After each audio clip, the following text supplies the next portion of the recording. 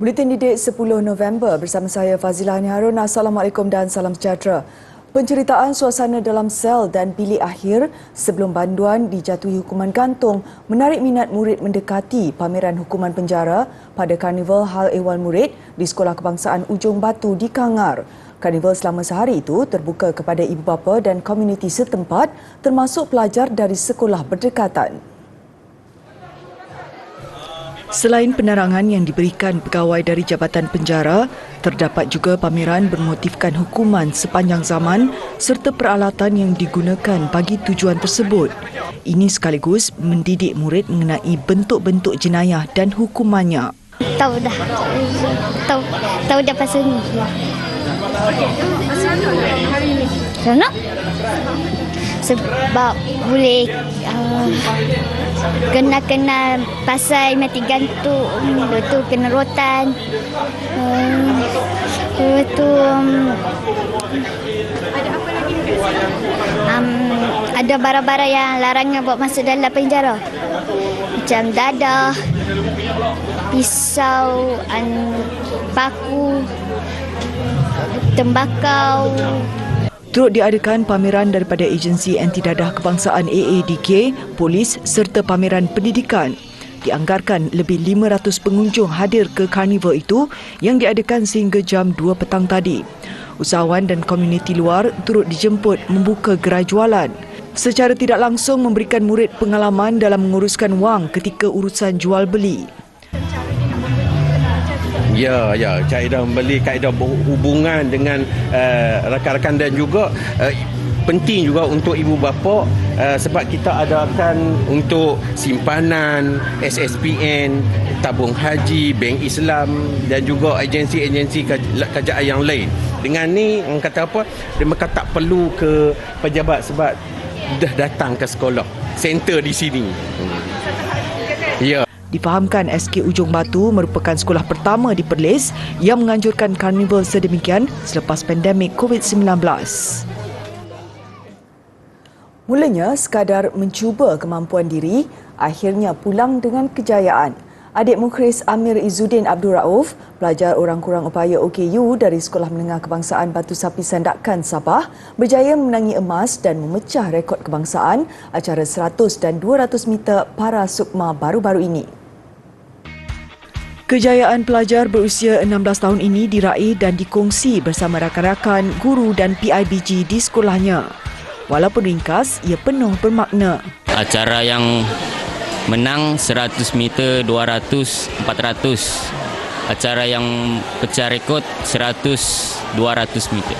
Potensi Mukhris digilap jurulatihnya, namun tumpuan akademik lebih diutamakan ketika ini untuk menghadapi SPM tahun depan. Okey, Mukhris ni sebab dia masih muda lagi, baru usia 16 tahun.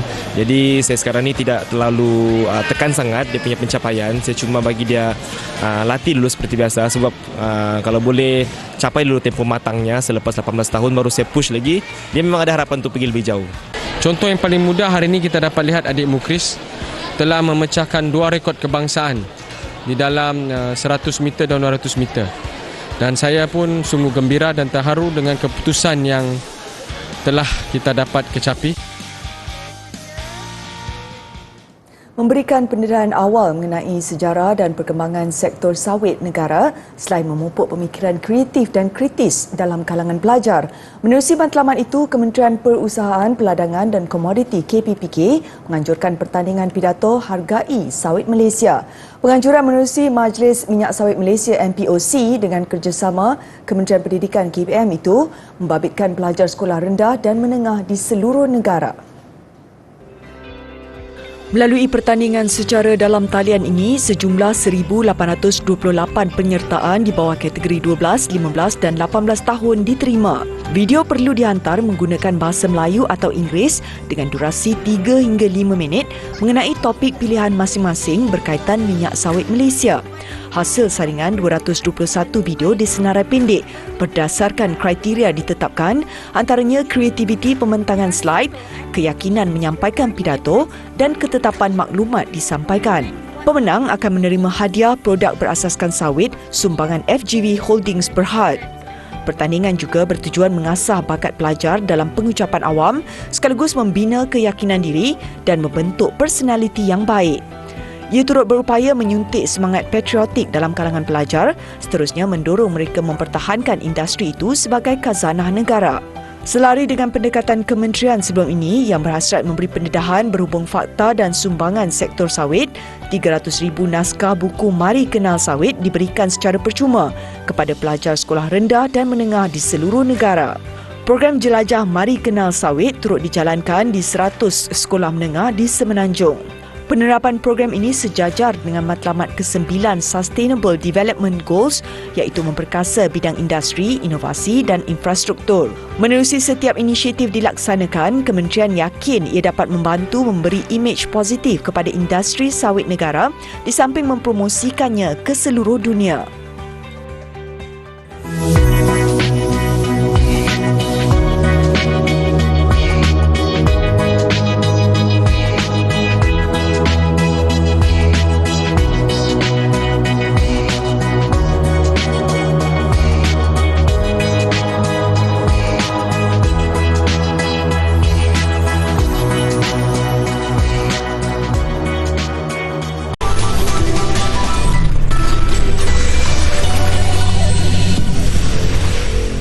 Lambat setengah jam ke lokasi yang dituju, sesak dan tidak selesa. Itu antara rungutan orang ramai apabila terpaksa menggunakan bas perantara yang disediakan Rapid Bus susulan perkhidmatan transit aliran ringan LRT laluan Kelana Jaya tergendala sejak Selasa lalu.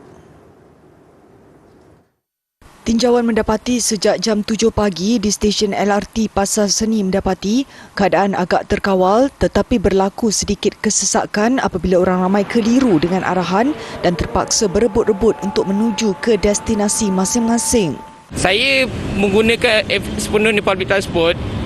Takkan saya nak gunakan English Grab pergi and balik. So memang makan kos yang tinggi jugalah sana. So memang bergantung pada public transport aja lah. LRT RM1.8 dalam 10 minutes. Kalau Grab tadi? Grab nak sampai pun 10 minit. Nak pergi sana jam lagi. Sebab dia kena U-turn kat sana. Dan kos dia lagi mahal lah.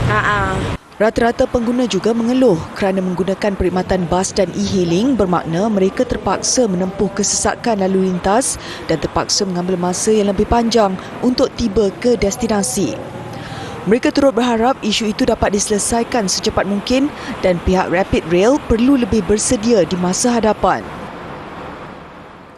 Dalam pada itu, Media Prima Audio MPA mengambil inisiatif menyediakan pilihan pengangkutan alternatif kepada orang ramai yang terkesan dengan gangguan perjalanan LRT itu. Perkhidmatan pengangkutan untuk perjalanan pergi dan balik kerja dilaksanakan mulai semalam hingga 15 November ini. MPA merangkumi Hot FM, Bulletin FM, Molek FM, Fly FM dan 8FM menggunakan kereta rasmi stesen radio untuk menghantar orang awam yang terjejas. Mereka beroperasi 2 kali sehari pada waktu puncak, seawal 7.30 pagi dan 4.30 petang. Usaha itu melibatkan 2 laluan, Gombak ke Pasar Seni dan arah Damansara ke stesen LRT Bangsar. Menurut Ketua Pegawai Operasi Media Prima Audio, Aaron Pinto, pihaknya amat prihatin dan mengharapkan usaha ini dapat meringankan beban penumpang terjejas.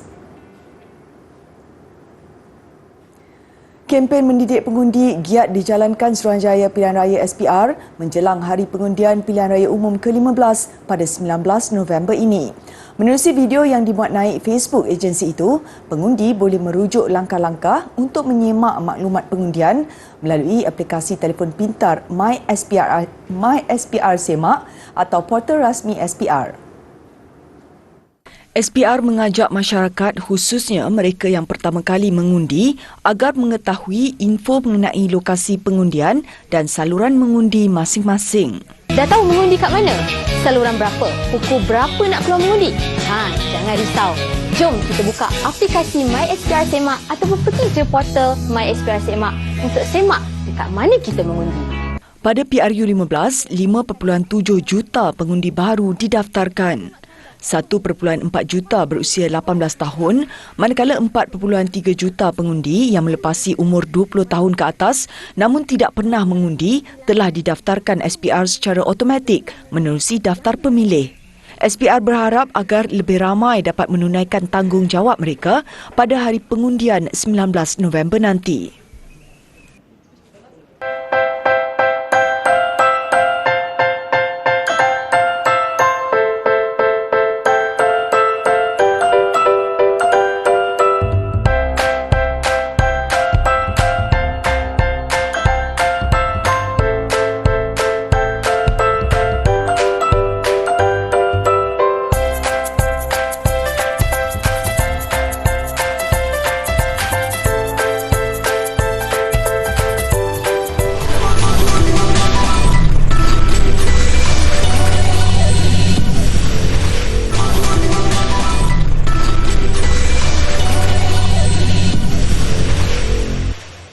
Bersekolah di kawasan hijau dan terbuka, belajar dengan kicauan burung serta bercucuk tanam antara kelebihan di Green School. Sekolah hijau pertama di Afrika Selatan ini menyasarkan untuk melahirkan generasi baru yang peka alam sekitar selain kreatif dan mampu bertahan menghadapi gangguan iklim global.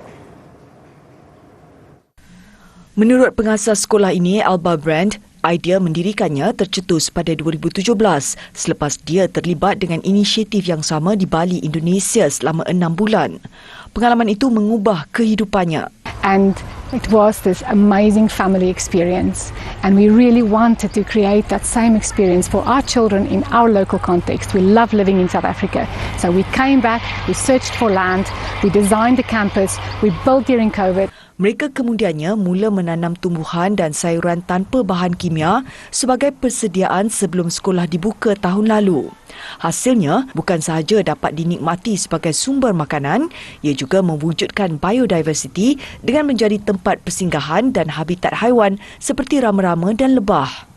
Kawasan sekolah dipenuhi buaian, pondok dan kotak-kotak tanah, manakala di kantin mereka mengamalkan sifar sampah dan hanya menikmati makanan berasaskan tumbuhan. Bilik-bilik darjah dilengkapi tingkap yang besar, membolehkan lebih banyak cahaya masuk. So I was a little bit skeptical coming here. I was like, will I really be doing what I need to do at this time in life? But then I realized we're still learning the same things, just I think in a generally better environment because I'm able to focus more actually. Keseluruhan sekolah juga dikuasakan oleh tenaga solar, manakala paip air yang diletakkan di bawah lantai bertindak sebagai pendingin hawa. I love learning about new fruits and vegetables and planting them, and I also really like about the campus is that it's really open and you have lots of friends and people to engage with and enjoy. Terdapat 170 pelajar di sekolah ini dari peringkat tadika sehinggalah ke sekolah menengah. Tidak seperti sekolah-sekolah lain, di sini mereka tidak perlu memakai uniform. Qatar melancarkan sebuah perkampungan dengan 6,000 kabin untuk penginapan peminat menjelang Piala Dunia 20 November ini. Ia dibina di atas tapak seluas 3.1 km persegi, menempatkan stesen metro, perhentian bas, restoran dan kedai serba-neka. Kawasan terbabit dilaporkan boleh menampung sehingga 12,000 orang. Menurut penganjur, kabin terbabit membentuk kira-kira 24% daripada jumlah tempahan. Setakat ini, lebih 90,000 bilik, kemah, apartmen, villa dan kabin bergerak telah ditempah pada setiap hari puncak Piala Dunia Qatar. Manakala 25,000 bilik lagi masih sedia menerima tempahan. Mereka yang mahukan penginapan bajet dijangka memilih kabin ini yang menawarkan pilihan yang lebih murah. Setiap kabin akan dikenakan harga sekitar $200 satu malam. Terdapat bilik penginapan lain dengan harga yang lebih murah, iaitu $80 satu malam, namun ia terletak lebih jauh daripada tapak kabin berkenaan. Mereka yang menginap di perkampungan peminat ini boleh melakukan perjalanan ulang-alik selama 40 minit ke tapak stadium. Orang ramai khususnya pelancong luar tidak melepaskan peluang menghadiri sambutan Festival Yipeng di Chiang Mai, Thailand. Penganjur memaklumkan berpuas hati dengan kehadiran kira-kira 8,000 pengunjung dari seluruh Thailand dan luar negara pada Festival of Lights kali ini, meskipun angka itu bukanlah yang tertinggi pernah dicatatkan.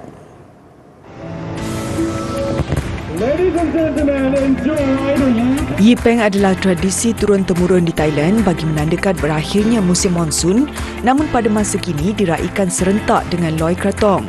Meskipun disambut di negeri-negeri lain di Thailand, Chiang Mai diiktiraf sebagai tempat terbaik untuk pengalaman menakjubkan ini. Actually, when we look in the Instagram Thailand, this is one of the top 5 pictures we see, so it's a big dream to see the lanterns over the sky. That's why we're here, and I think it's a big cultural festival, and we like that. Today was exciting, very exciting, beautiful, breathtaking. The experience was just very magical, as you can see right now. Yeah. Beautiful. Pelepasan tanglung ke langit malam ketika bulan penuh adalah simbolik membuang nasib malam. Sebagai bonus, pengunjung festival tahun ini turut bertuah dapat menyaksikan fenomena gerhana bulan penuh. Tahukah adik-adik, pada Kaabah kita sering melihat adanya kiswah, iaitu kain selimut hitam yang menutupi Kaabah. Tujuan pemasangan kain kiswah ini bukan sahaja berfungsi sebagai hiasan, malah bertujuan melindungi dinding daripada kotoran, debu serta panas yang boleh merosakkannya. Tidak semua kiswah diperbuat daripada kain sutera. Pada era pra-Islam, penduduk Mekah menghasilkan kain kiswah dengan menggunakan kulit binatang. Ketika zaman Rasulullah SAW pula, kain kiswah yang menutupi Kaabah merupakan kain berwarna putih dihiasi garis merah. Pada tahun 1927, ketika pemerintahan Raja Abdul Aziz, kain kiswah diperbuat daripada kain sutera baldu yang berkualiti tinggi yang kita lihat pada hari ini. Kaligrafi ini dihasilkan dengan menggunakan benang emas dan juga perak. Kelihatan berkilau indah saat terkena cahaya matahari.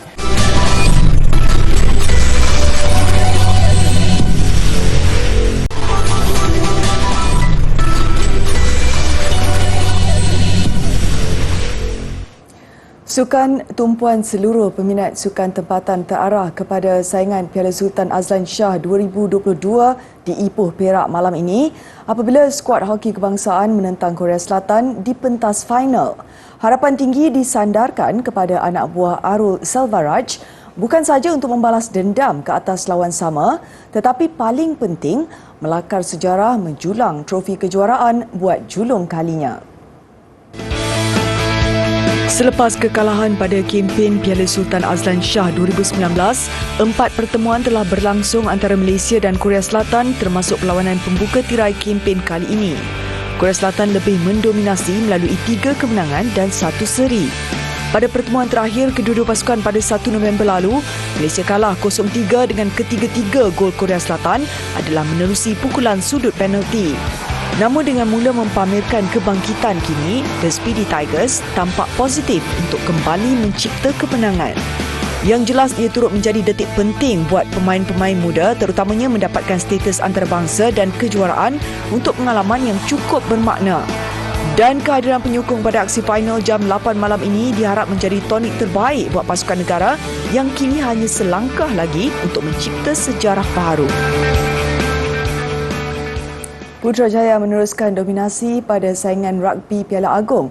Kali ini membelasah Sarawak 106 berbalas 10. Mereka garang menghasilkan 17 try keseluruhan dengan 4 daripadanya disumbangkan Jerry Kavikai. Selepas membelasah Selangor Sabtu lalu, giliran Sarawak pula jadi mangsa Putrajaya pada minggu kedua saingan rugby Piala Agong. Jerry Kavikai memulakan pesta kutipan mata Putrajaya menerusi try seawal minit pertama. Sebelum Muhammad Amir Syafiq Madiyah dan Muhammad Zarif Afandi Zahib masing-masing menghadiahkan 5 mata buat Putrajaya. Sukar buat Sarawak namun mereka tetap ceria berjaya melakar 1 try menerusi Gerald Jotihin dengan conversion Kamaluddin Padin memberikan mereka 10 mata. Putrajaya bagaimanapun menutup babak pertama dengan keputusan 53 berbalas 10 selepas Zarif Afandi dan Kavikai masing-masing berjaya mencatat 2 try. Bersambung selepas rehat, Kavikai melengkapkan hat-trick sebelum menambah 1 lagi try pada minit ke-51 untuk melengkapkan jumlah 4 try yang dilakukannya pada perlawanan ini. Tidak terhenti di situ, giliran Amir pula merakam try kedua peribadi sebelum pemain gantian Anwarul Hafiz Ahmad juga ceria dengan 2 try minit ke-67 dan 79. Putrajaya menang besar 106 berpalas 10 untuk memimpin kedudukan teratas kumpulan C dengan 2 kemenangan berturut-turut. Ini pula kemeriahan berbaki 10 hari lagi menjelang musim bola sepak Piala Dunia di Qatar 2022. Bahang kehebatan 32 pasukan yang akan menetap di Doha terbawa-bawa hingga ke Kuala Lumpur dan sesi promosi buat peminat-peminat Piala Dunia di Malaysia.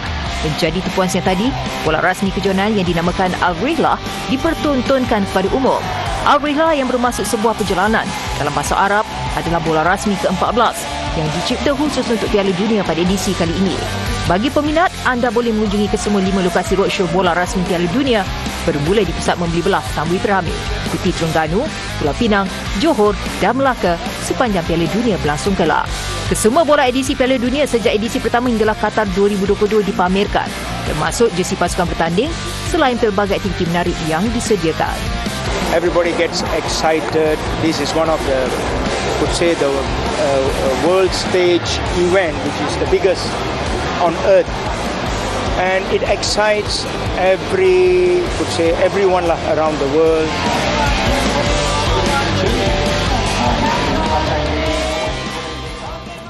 Perasmian hiasan tingkap sempena Christmas di gedung beli belah popular di Paris, Perancis mengakhiri buletin didik. Saya Fazlan Harun, Salam Ahmad dan Assalamualaikum.